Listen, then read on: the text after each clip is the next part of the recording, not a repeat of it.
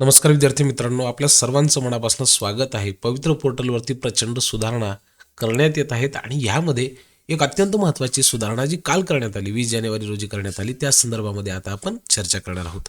ह्या जी-आरचा जो मुख्य उद्देश होता विद्यार्थी मित्रांनो, तो होता की पवित्र पोर्टलमार्फत जी काही शिक्षक पदभरती होते, त्यामध्ये ज्या अडचणी येत असतात त्यांना दूर करणं आणि ह्या संदर्भामध्ये काही नवीन सुधारित तरतुदी लागू करण्याचा सुद्धा निर्णय राज्य शासनाने घेतलेला होता.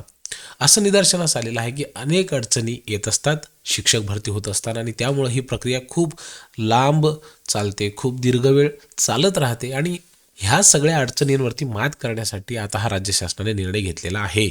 या जी-आरचा परिणाम नेमका काय होणार आहे, तर ही प्रक्रिया खूप पारदर्शक होणार आहे आणि साहजिकच ही जी सगळी प्रक्रिया आहे तर ती अधिक कार्यक्षम सुद्धा होणार आहे. या संदर्भामधला जी-आर पारित झालेला आहे. आता मुलाखतीच्या प्रकारामध्ये म्हणजे विथ इंटरव्ह्यू राऊंडमध्ये ज्या काही अडचणी येतात त्या अडचणी नेमक्या कुठल्या होत्या ते आपण बघूयात.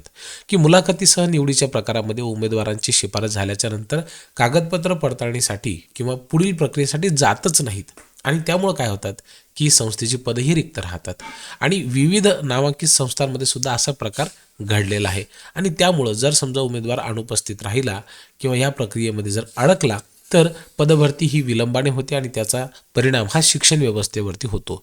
मग आता नवीन जे धोरण आहे त्यानुसार काय सांगण्यात आलेलं आहे की जे खाजगी संस्था आहेत किंवा ज्यांनी मुलाखतीसह हा जो ऑप्शन आहे तो निवडलेला आहे तर त्यांना एका रिक्त जागेसाठी 3च उमेदवार देण्यात येतील. एक पहिली म्हणजे काय केलं की लॉक केलेल्या प्राधान्यक्रमांपैकी गुणवत्तेनुसार जास्तीत जास्त 3 प्राधान्यक्रमावरती विद्यार्थ्यांची जी आहे शिफारसही होणार आहे.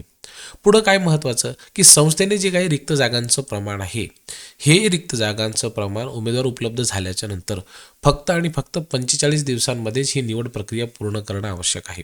म्हणजे ह्यापेक्षा जर जास्त कालावधी लागला तर सुद्धा विद्यार्थी थांबत नाही, दुसऱ्या ठिकाणी जॉईन करतात आणि मग त्यांची इच्छा असून देखील एखाद्या संस्थेचं पद हे त्यांना जॉईन करता येत नाही आणि हे सगळे बदल केल्यामुळं काय होईल तर विद्यार्थ्यांच्या उपलब्धतेला प्रोत्साहनसुद्धा मिळेल आणि ही जी प्रक्रिया आहे तर ती वेगवान होईल.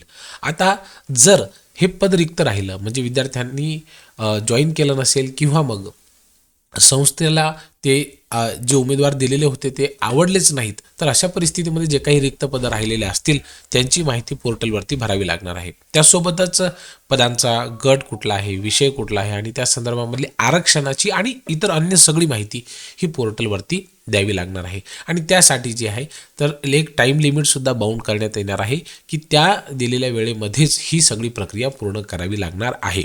आता समजा रिक्त पदांसाठी प्राधान्यक्रम दिलेले जे उमेदवार आहेत त्यांची यादीसुद्धा द्यावी लागणार आहे आणि जे विद्यार्थ्यांची निवड नाही झाली अशाही विद्यार्थ्यांची यादी ही पोर्टलवरती त्या ठिकाणी द्यावी लागणार आहे.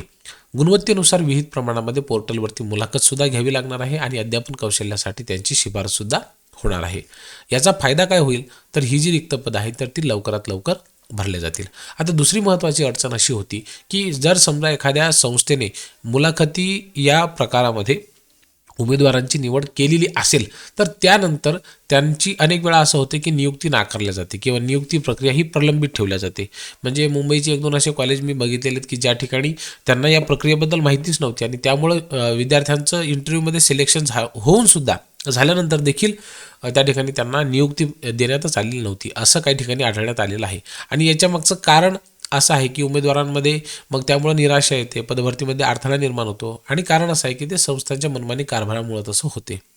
तर असं जर झालं तर संस्थांकडून नियुक्ती नाकारणं किंवा प्रलंबित ठेवण्याचा प्रकार जर झालं तर आता शिक्षणाधिकारी किंवा विभागीय शिक्षण उपसंचालक यांच्यावरती 2 शैक्षणिक वर्षांसाठी व्यपगत करण्याची कारवाई त्या ठिकाणी करण्यात येणार आहे आणि हे संस्थांना जबाबदार ठरवते आणि त्यानंतर दंडात्मक कारवाईसुद्धा सुनिश्चित करते. आणि यामुळं काय होणार आहे तर ही प्रक्रिया निष्पक्ष होईल आणि पारदर्शक होणार आहे. आता जी-आरची लागू केव्हापासून सुरू झालेला आहे तर 2025ची जी काही टेट परीक्षा झालेली होती त्यानुसार या पदभरतीसाठी ह्या सगळ्या टप्प्यातील जाहिरातींसाठी आणि टेटनुसार पदभरतीसाठी हा जो काही जी-आर आहे तो लागू असणार आहे. यासोबतच पवित्र पोर्टलच्या मार्फत शिक्षक भरती करू इच्छिणाऱ्या अन्य सगळ्या प्रशासकीय विभागांसाठी देखील हा निर्णय लागू असणार आहे. तर या संदर्भामध्ये विद्यार्थी मित्रांनो अशा पद्धतीने माहिती आपण गुरुजन चॅनलवरती तुम्हाला अत्यंत सोप्या पद्धतीने देण्याचा प्रयत्न मी केलेला आहे. तुमच्या मनामध्ये जर या व्यतिरिक्त काही प्रश्न असतील तर ते तुम्ही आम्हाला नक्की कळवू शकता. हे चॅनल तुमचं आहे, तुमच्या हक्काचं आहे, तुमच्यासाठी आहे. खूप खूप धन्यवाद विद्यार्थी मित्रांनो.